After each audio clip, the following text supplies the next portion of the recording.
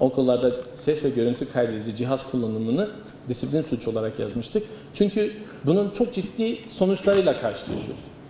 Projemiz Gençlik ve Spor Bakanlığı tarafından destekleniyor ve bu desteği de gençlik projelere destek programı kapsamında sağlıyor. Buradan bu projenin de örnek olacağını umut ediyoruz. Gaziantep'te şu anda yürüyen 7 tane proje var bu başlık altında. Eğer okullarda, lise ve üniversite öğrencilerine açık bir program bu.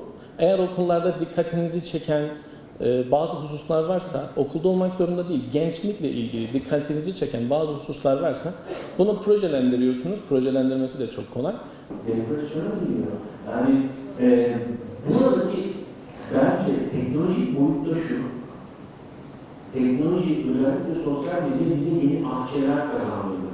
Parasal karşılığı yokmuş gibi görünüp paradan çok daha bizim için önemli olan mesela Instagram bağlayan ama maalesef bazen kaçırdığımız bildirimler.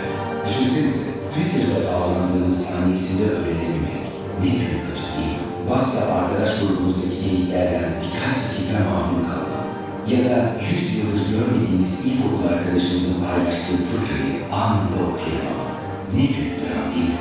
Hayatta telefonunuza gelen bir bildirimi kaçırmaktan daha büyük trajedi ne olabilir? Biz söyleyeyim. Telefonunuzdaki bildirimlere bakarken trafik işaretlerini kaçırmak ve kaza yapmak. Trafik kazası sadece görünen bir kısmı.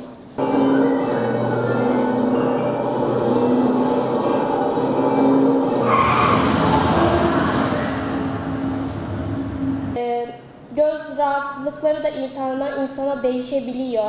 En önemli belirtilerinden biri de baş ağrısı. Baş ağrısı genellikle sık sık bilgisayar başında bulunan insanlarda da görülüyor.